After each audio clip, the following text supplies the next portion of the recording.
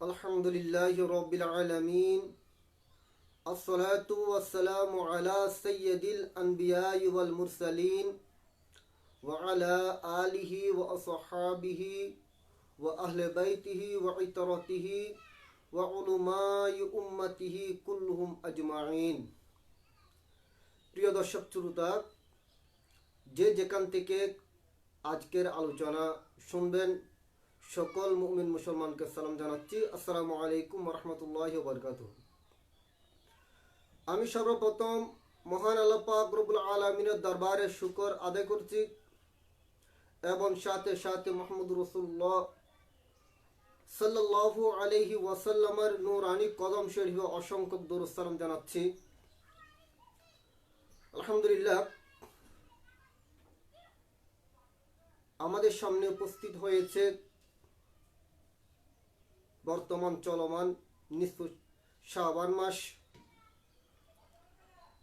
এই শাবান মাসের অসংখ্য তাৎপর্যপূর্ণ আছে। রাসূল পাক সাল্লাল্লাহু আলাইহি ওয়াসাল্লাম এই শাবান মাস সম্পর্কে অসংখ্য হাদিস শরীফ নবুয়তের জবানে পাকে বলেছেন এবং এই মাসকে রাসূল পাক সাল্লাল্লাহু আলাইহি ওয়াসাল্লাম নিজের মাস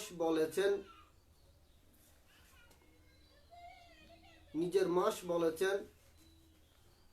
যাক, এই শাবান মাস হলো রজব মাস এবং রমজান মাসের মধ্যখানে শাবান মাস। শাবান এর শব্দের অর্থ হচ্ছে যে শাখা প্রশাখা। যে রজব মাসের মধ্যে যারা ইবাদত করেছেন, ইবাদত বন্দেগী করেছেন, এই শাবান মাসের মধ্যে পরিচর্যা করবে, শাখা প্রশাখা বৃদ্ধি হবে এবং রমজান শরীফের মধ্যে উম্মতেগুলা উপভোগ করবে, স্বাদ উপভোগ করবে। এই শাবান মাসের মধ্যে শাবান মাসের 15 তারিখ নিসফ শাবান, যেটা লাইলাতুল বারাত নামে প্রসিদ্ধ, আমরা শব বরাত হিসাবে জানি। কিন্তু বর্তমান কিছু মুনাফিক, ইসলামের শত্রু, ইসলামের লেবাস পরে, মাথার মধ্যে টুপি পরে, দাড়ি রেখে, সুন্দর পোশাক আদিল্লা পরে আজকে ইসলামের প্রতিটি বিষয়ের মধ্যে তারা আঘাত করছেন। যে শব বরাত কোরআন শরীফে নেই, হাদিস শরীফে নেই, কোনো তাৎপর্য নেই, নাউযুবিল্লাহ। এইরকম কটু বাক্য যারা বলেন, পূর্বে বলেছেন, বর্তমানও বলছেন, ভবিষ্যতেও তারা বলবে। মনে রাখবেন, এরা জন্মসূত্র দিয়ে ত্রুটি আছে। ত্রুটি যদি না থাকত, তারা এই কথাগুলা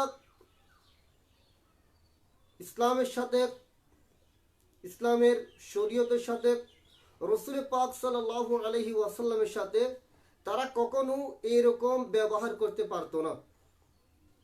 নাই তারা টাকার উপর বিকৃত হয়ে গিয়েছে। তারা হচ্ছে দুশমন রাসূল। হয়তো আমাকে প্রশ্ন করতে পারেন অনেকে, আপনি এদেরকে যার সন্তান বলেছেন কেন? তো তারা যাদের বাবা নাই তারা বাবা কোত্থেকে ডাকবে? যাদের পিতা নেই, পিতার কোনো হদিস নেই, তারা পিতা বাবাকে কোত্থেকে ডাকবে? বাবা ডাকা তো সম্ভব না। তো যাদের ঈমান নেই তারা শব বরাত, শব কদর, লাইলাতুল মিরাজ, তারা এগুলা কোত্থেকে পাবে? কারণ তাদের তো ঈমানের সমস্যা আছে, তাদের তো ঈমানও নেই। লাইলাতুল কদর বলেন, লাইলাতুল বারাত বলেন, লাইলাতুল মিরাজ বলেন, রাসূল পাক সাল্লাল্লাহু আলাইহি ওয়াসাল্লামকে আল্লাহ রাব্বুল আলামিন যেই গুরুত্বপূর্ণ রাতগুলো দিয়েছে। এই যারা ইবাদত বন্দেগী করে, এরা কারা ইবাদত করবে? যাদের ঈমান আছে তারাই তো করবে। আর যাদের ঈমান নেই তারা বলবে যে নাই। তো যাদের পিতা নাই, বাবার কোনো হদিস নেই, তাদের বাবাকে তারা তো বাবা ডাকতেও পারবে না, সুতরাং তাদের বাবা নেই। তাদেরকে যদি বাবার পরিচয়ের কথা বলে তাদের রাগ আসবে, গুসা আসবে, কারণ তাদের বাবার কোনো হদিস নেই, যার সন্তান। তো লাইলাতুল কদরের পরিচয়, শব বরাতের পরিচয়, শব কদরের পরিচয়, মোহাব্বত ইবাদত বন্দেগী কারা করবে? যাদের ঈমান আছে। প্যারা হাজিরিন, আমি আর একটু সামনে যাব, সংক্ষিপ্তভাবে আলোচনা করব লাইলাতুল নিসফু মিন শাবান। রাসূল পাক সাল্লাল্লাহু আলাইহি ওয়াসাল্লাম হাদিস শরীফের মধ্যে ইরশাদ করেছেন, যেটা সিয়াসিত্তার কিতাব 6টা আমরা সকলে জানি, বুখারী শরীফ, মুসলিম শরীফ, তিরমিজি শরীফ, নাসাই শরীফ, আবু দাউদ শরীফ, ইবনে মাজাহ শরীফ। তন্মধ্যে ইবনে মাজাহ শরীফের মধ্যে বাবু মা জা ফি লাইলাতিন নিসফি মিন শাবান একটা অধ্যায় করেছেন, বাব করেছেন, লাইলাতু নিসফি মিন শাবান। তো শাবানের 15 তারিখ একটা অধ্যায় করেছেন ইবনে মাজাহ শরীফের মধ্যে, এবং তিরমিজি শরীফের মধ্যেও, সুনান তিরমিজি শরীফের মধ্যেও বাবু তো মা জা ফি লাইলাতি নিসফি মিন শাবান এটা অধ্যায় করেছেন ইমাম তিরমিজি, এবং ইবনে মাজাহ শরীফ সেখানে অধ্যায় আছে নিসফি মিন শাবান। এখানে রাসূল পাক সাল্লাল্লাহু আলাইহি ওয়াসাল্লামের হাদিস শরীফ নকল করেছেন ইবনে মাজাহ শরীফ থেকে। আমি প্রথমে বলবো যেটা হযরত মাওলা আলী শের খুদা রাদিয়াল্লাহু তাআলা আনহু হতে বর্ণিত। তিনি ইরশাদ করেছেন যে নিসফু মিন শাবান, শাবান মাসের মধ্যে, শাবান মাস যখন উপস্থিত হয় সেই রাত্রে দিনের বেলায় রোজা রাখো এবং রাতের বেলায় ইবাদত বন্দেগী করো। ফাকুমু লাইলাহা ওয়াসুমু ইয়াওমাহা, দিনের বেলায় রোজা রাখো, রাতের বেলায় ইবাদত বন্দেগী করো, আল্লাহর দরবারে চাও, রিয়াজত করো, প্রার্থনা করো, কারণ ইবাদতের তো খুব প্রয়োজন। কারণ কি? فإن الله ينزل فيها لغروب الشمس فإن الله ينزل فيها لغروب الشمس, কেননা সেই রাতের মধ্যে হাদিসে পাকের মধ্যে বলেছেন সূর্য যখন ডুবে যায়, অস্ত যায়,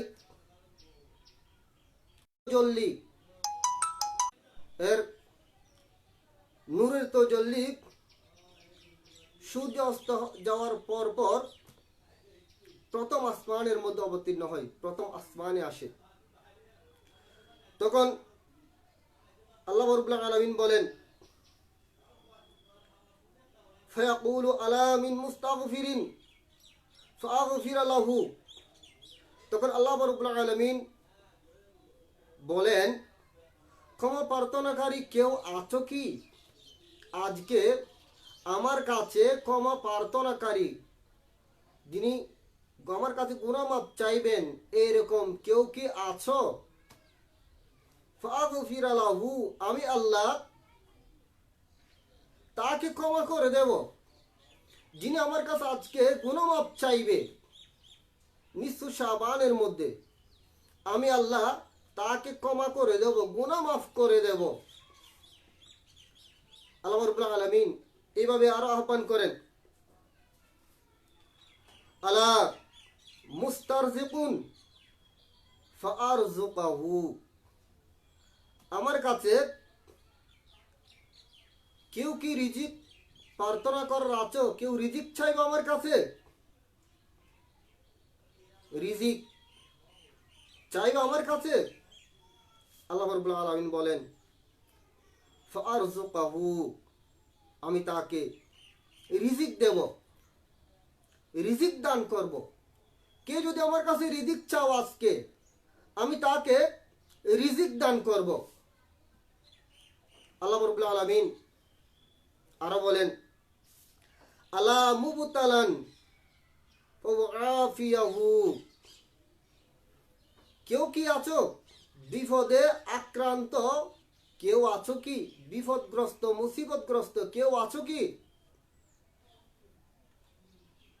ফাআফিয়াহু, আল্লাহ রাব্বুল আলামিন বলেন আমি বিপদ মুক্ত করব। আমি আজকে বিপদ মুক্ত করে দেব, মুসিবত মুক্ত করে দেব।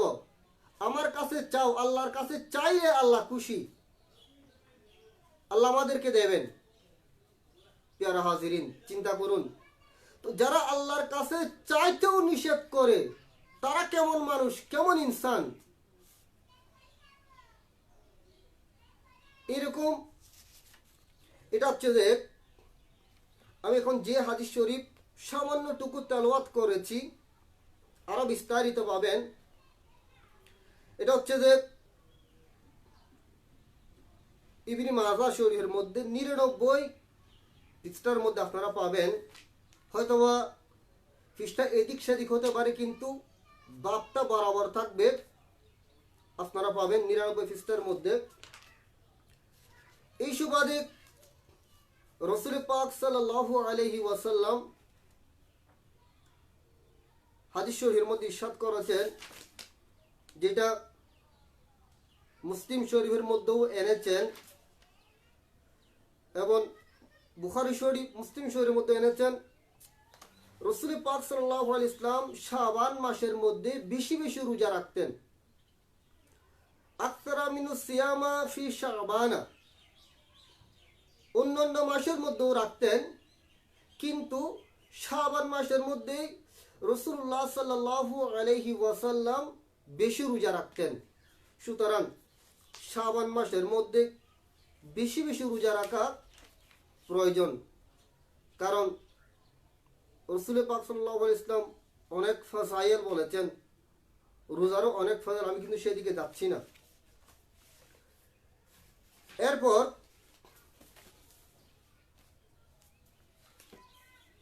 দুররাতুন নাসিহিন কিতাবের মধ্যে আরেকটি কথা উল্লেখ করেছেন। দুররাতুন নাসিহিন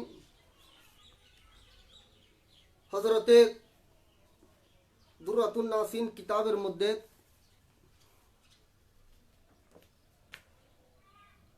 হযরত ঈসা আলাইহিস সালাম, আল্লাহ রাব্বুল আলামিন এর একজন নবী ঈসা আলাইহিস সালাম, তিনি ভ্রমণ করছেন। এক সময় যখন ভ্রমণ করছেন, তার দৃষ্টি মুবারক একটি উঁচু পাহাড়ের প্রতি পড়েছে। সেখানে তিনি আরোহণ করেছেন, দেখতেন চতুর্পাশে ঘুরে ঘুরে। তখন দেখলেন হঠাৎ করে তার দৃষ্টির মধ্যে একটি পাথর দেখলেন, খুব সাদা সুন্দর একটি পাথর দেখেছেন। পাথর যখন দেখেছেন, হযরত ঈসা আলাইহিস সালাম তার চতুর্পাশে ঘুরে ঘুরে পাথরটা দেখছেন, এটা আশ্চর্য। তখন আল্লাহ রাব্বুল আলামিন হযরত ঈসা আলাইহিস সালামের কাছে ওহী প্রেরণ করেছেন, হে ঈসা, তুমি এর থেকে আরো আশ্চর্য কিছু তুমি দেখতে চাও? তখন হযরত ঈসা আলাইহিস সালাম বলেছেন, বারি তাআলা, হ্যাঁ, আমি দেখতে চাই, এর থেকেও কিছু আশ্চর্য আমি দেখতে চাই। তখন হযরত ঈসা আলাইহিস সালামের এর সামনে যে লাঠি ছিল, লাঠি দিয়ে তিনি আঘাত করেছেন। আঘাত করার পর হযরত ঈসা আলাইহিস সালাম আঘাত করার পর সেখান থেকে একজন বৃদ্ধ মানুষ সুন্দর পোশাক পরে, রেশমি পোশাক পরে একজন বৃদ্ধ মানুষ সেখানে নামাজ পড়ছেন। সুবহানাল্লাহ, চিন্তা করেন, সেখানে নামাজ পড়ছেন। তখন ঈসা আলাইহিস সালাম আশ্চর্যবোধ হলেন, আশ্চর্যজনিত হয়ে গিয়েছেন যে একজন বৃদ্ধ মানুষকে দেখে সেখানে তিনি কিভাবে নামাজ পড়তেন এবং নিঃশ্বাস কিভাবে ফেলেছেন, এটা দেখে আশ্চর্য হয়ে গিয়েছে। তখন দেখছেন ওই বৃদ্ধার কাছে হযরত ঈসা আলাইহিস সালাম রিজিক দেখছেন, রিজিক তার কাছে রিজিক আছে, তার কাছে রিজিক আছে, খাবার আছে। তখন প্রতিদিনের খাবার আল্লাহর কাছ থেকে এর কাছে চলে আসতো। হযরত ঈসা আলাইহিস সালাম তাকে জিজ্ঞেস করেছেন যে তুমি এখানে কত বছর যাবত পর্যন্ত আল্লাহর ইবাদত বন্দেগী করছো? ওই বৃদ্ধ বললেন আমি 400 বছর পর্যন্ত 400 বছর পর্যন্ত আমি এই পাথরের ভিতর ইবাদত করছি। তখন এটা একটা তাজ্জবের বিষয়, একটা পাথরের ভিতর ইবাদত করছেন। তখন হযরত ঈসা আলাইহিস সালাম আল্লাহ রাব্বুল আলামিনের দরবারে আরজি পেশ করেছেন, বারি তাআলা এর থেকে, এই বান্দা থেকে আর উত্তম কাউকে আপনি সৃষ্টি করেছেন, উত্তম কাউকে আপনি সৃষ্টি করেছেন? তখন আল্লাহ রাব্বুল আলামিন ওহী প্রেরণ করেছেন, হ্যাঁ আমি বানিয়েছি, উম্মত বানিয়েছি। কার? আমার আখরি জামানার নবী মুহাম্মদুর রাসূলুল্লাহ সাল্লাল্লাহু আলাইহি ওয়াসাল্লাম এর উম্মত এটা থেকে উত্তম। কারা?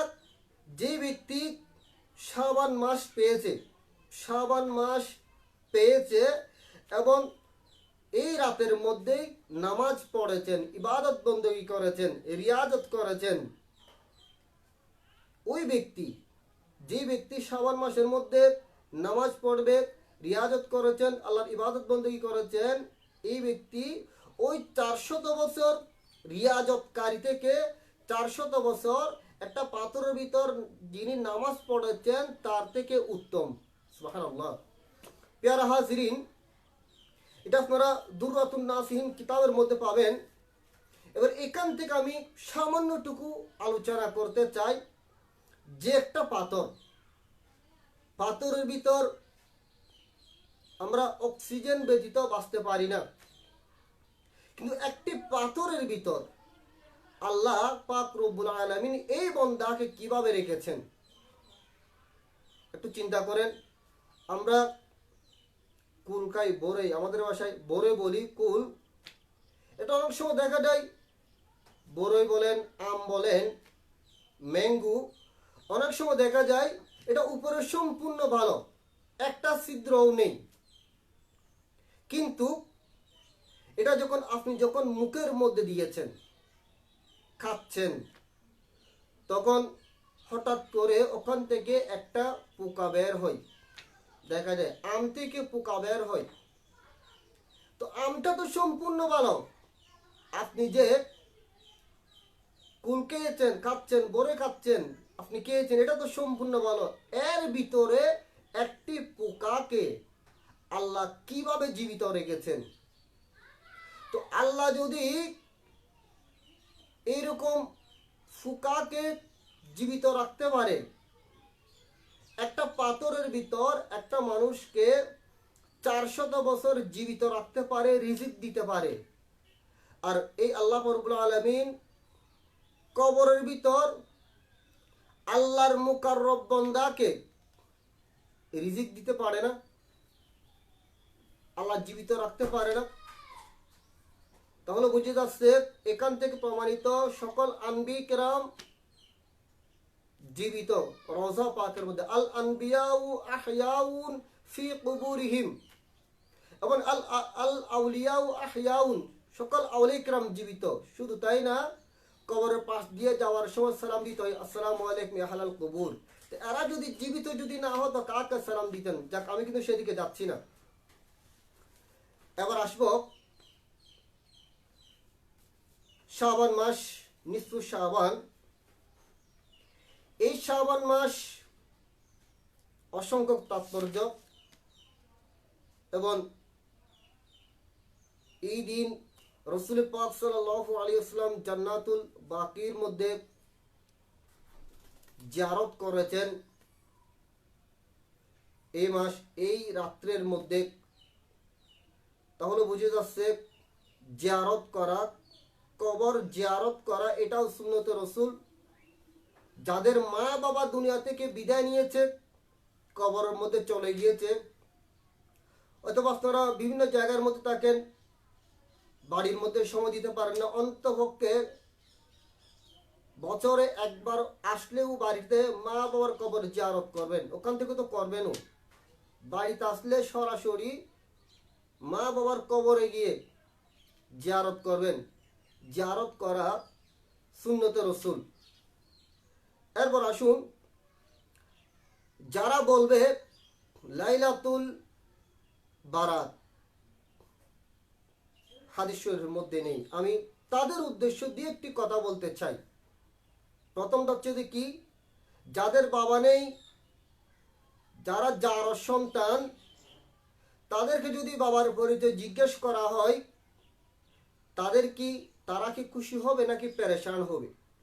এটা আপনাদেরকে প্রশ্ন রাখলাম। সুতরাং এটা হচ্ছে যে ইমানের ব্যাপার। যাদের ইমান নেই তাদের কাছে লাইলাতুল বারাত নেই, যাদের ইমান নেই তাদের কাছে শবে বরাত নেই, যাদের ইমান নেই তাদের কাছে লাইলাতুল মেরাজ নেই, যাদের ইমান নেই তাদের কাছে লাইলাতুল জুমা বলতে কিছুই নেই। এগুলো সবগুলো আসবে যে ইমানদারের কাছে। সুতরাং যারা মিডিয়ার মধ্যে সুন্দর ঘুমটা দিয়ে সেজে গুজে এসে বলছে যে লাইলাতুল বারাত নেই, লাইলাতুল কদর নেই, লাইলাতুল মেরাজ নেই, তাহলে বুঝে যাচ্ছে তাদের ইমান নেই। সুতরাং মুমিন মুসলমানগণ, আপনারা বিভ্রান্ত হবেন না। আসুন, আমাদের বাংলা ভাষার জন্য যুদ্ধ করেছেন। তো এই বাংলা ভাষা আমাদের বাংলাদেশের পূর্বে, স্বাধীন হওয়ার পূর্বে পাকিস্তান, এরপর ভারত, আমি অধিকার যাচ্ছি না, তো আমাদের ভারতবর্ষের মধ্যে অল ভাষা মিশ্রিত। আমাদের এখানে বাংলা ভাষা আছে, তারপর ইংলিশ তাও আছে, হিন্দি তাও আছে, ফার্সি তাও আছে। যেমন দেখুন, আমরা যে চেয়ারে বসি, চেয়ার, আচ্ছা চেয়ার শব্দটা এটা কি ভাষা? এটা কি বাংলা ভাষা? চেয়ার শব্দটা বাংলা ভাষা নয়, এটা হচ্ছে যে ইংলিশ ভাষা। এই ইংলিশ ভাষা আমাদের বাংলাদেশের বাংলা ভাষার মধ্যে ব্যবহার হচ্ছে, চেয়ার, টেবিল, এগুলি। ঠিক উর্দু ভাষা থেকেও অনেক ভাষা আমাদের বাংলাদেশের মধ্যে ব্যবহার হয়। এর আগে আমি আরেকটা কথা বলবো সবাই বুঝার জন্য। যেমন আমাদের এখানে ফানিকে আমরা ফানি বলি, আবার আরেকটু যখন পূর্ব দিকে যাব তখন বলে যায় হানি। যে আমাদের সামনে যারা বাচ্চারা পড়ার জন্য যে একটা অনেকে ঘর বাঁধে, এটাকে এক এক জায়গায় এক একটা ঘর বলে। তো আমাদের এখানে বলে খাসারি ঘর, আবার আরেক জায়গায় বলে যে ডেয়ারি ঘর, বিভিন্ন ঘর বলে। আর একটু চিন্তা করেন যে আমাদের যেগুলো দক্ষিণাঞ্চল, আমি শুনেছি এটা কথাটা তারা নাকি বলে, তো যে আমরা বালিশ দিই, বালিশ ঘুমানোর সময় নিচে, মাথার নিচে যে বালিশ দিই, এটা অন্য জায়গায় আরেকটা নাম আছে, গদ্দন্য আছে। তো গদ্দন্য তো আমাদের এখানে বললে ভয় পেয়ে যাবে। আমাদের এখানে গদ্য হলো ঘাট ধরে বের করে দেওয়া। তো এক একটা ভাষা এক এক রকম। তো আমি এটা বোঝাতে চাচ্ছি, যারা বলছেন লাইলাতুল বারাত, শবে বারাত কোরআন শরীফে নেই, হাদিস শরীফ, তাদের উদ্দেশ্যে বলছি। লাইলাতুল বারাত সব, এটা হচ্ছে যে শবে বারাত, এটা হচ্ছে যে ফার্সি শব্দ সব। এই সব শব্দ এটা কোরআন শরীফে হাদিস শরীফ কোনো জায়গায় নেই, পাওয়া যাবে না। কারণ কোরআন শরীফ হাদিস শরীফ এগুলো তো আরবি ভাষা। রাসূল পাক সাল্লাল্লাহু আলাইহি ওয়াসাল্লাম জাওয়ান মুবারক ছিল আরবি, এবং জান্নাতের ভাষা হবে আরবি, কবরের ভাষা হবে আরবি। সুতরাং আরবি ভাষাই উত্তম, সবচাইতে শ্রেষ্ঠ। তো এক নামাজ, এটা কোরআন শরীফ পাওয়া যাবে। 30 পারা কোরআন শরীফে নামাজ শব্দ, এর হাদিস শরীফের মধ্যে নামাজ শব্দ পাওয়া যাবে না। তো তাই বলে কি নামাজ কি ছেড়ে দেবেন? বলেন, নামাজ কি বাদ দেওয়া যাবে? রোজা কি বাদ দেওয়া যাবে? যারা দুশ্মন তারা তো বাদ দিয়ে ফেলে, তারা তো খুশি, তারা চাচ্ছে যে সবগুলো উঠে যাক, কারণ তারা ইহুদি নসরার হাতে বিকৃত হয়ে গিয়েছে, তারা বিকৃত হয়ে গিয়েছে। এই রোজার শব্দ এটা হাদিস শরীফের মধ্যে, কোরআন শরীফের মধ্যে সোম সিয়াম পাওয়া যাবে, সোম সিয়াম।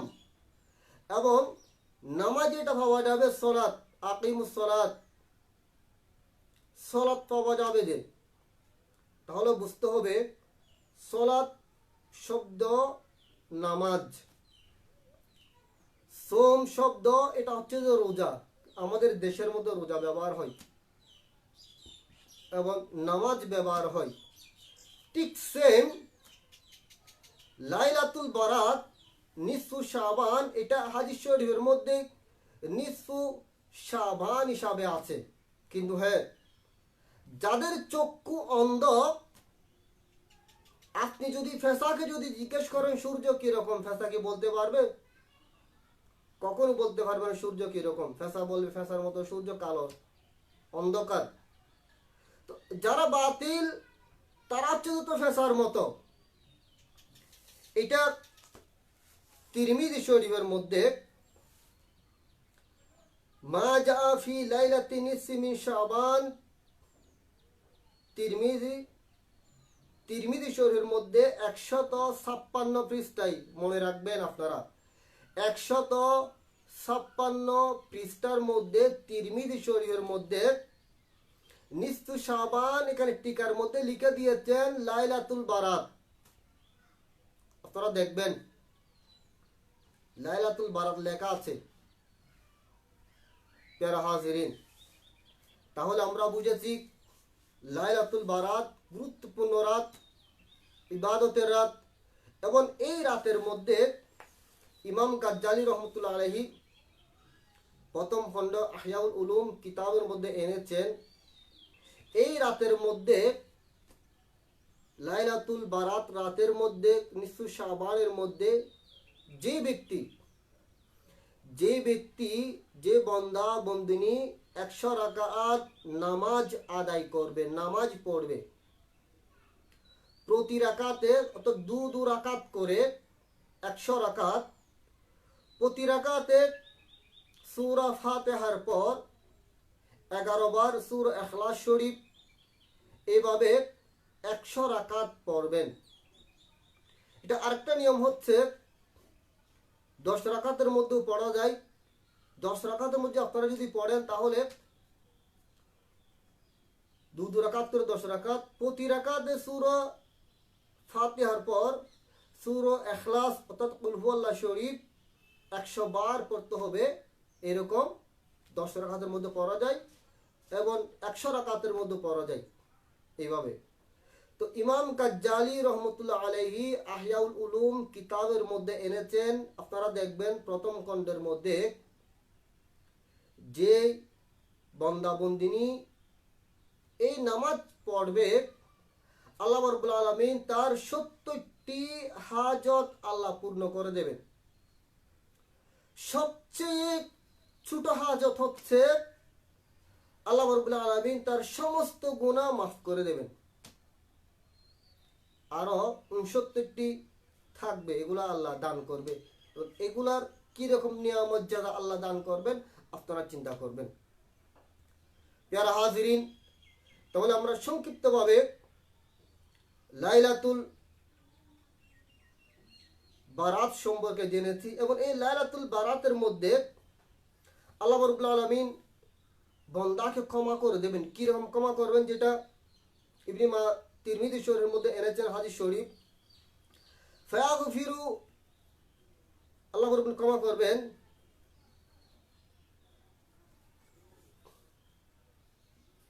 আপনার কালব বংশের বকরির ফসমর চেয়ে, কালব বংশের বকরির ফসমর চেয়ে আরো বেশি লোকদেরকে, আল্লাহর বান্দাদেরকে আল্লাহ ক্ষমা করে দেবেন।